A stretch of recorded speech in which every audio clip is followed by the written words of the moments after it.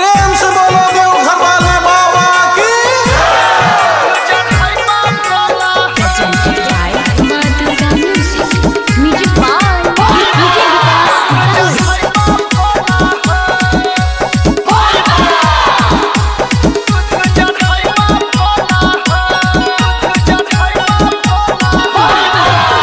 चढ़ते सावन देवघर अइब भोला हो।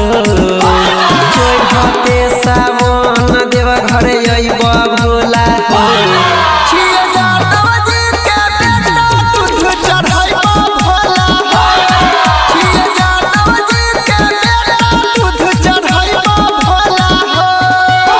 चढ़ते सावन देवघर अइब भोला हो। चढ़ते सावन देवघर अइब भोला हो।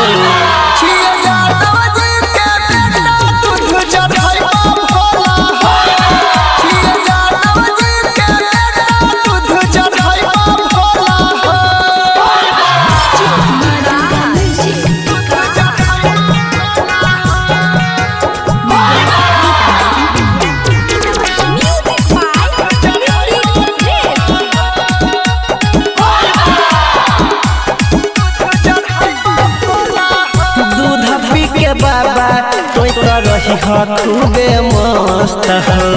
करी तू दूर भोला हमर सब कष्ट हो। ओ भोला दूध पी के बाबा तो रही खूबे मस्त हो।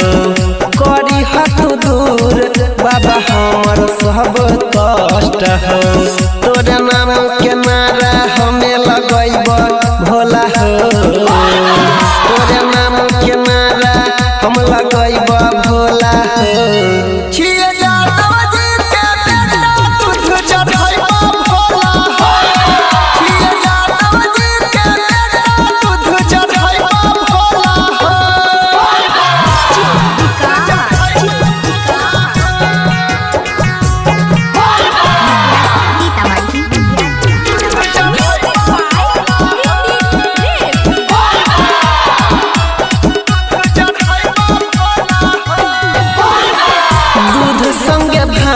घर के पीहा भैर मान हो। पूरे सवन बाबा कोई रही हटाना टन हो।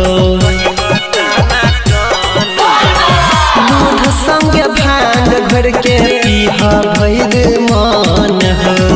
पूरे सवन बाबा कोई रही हटाना टन हो।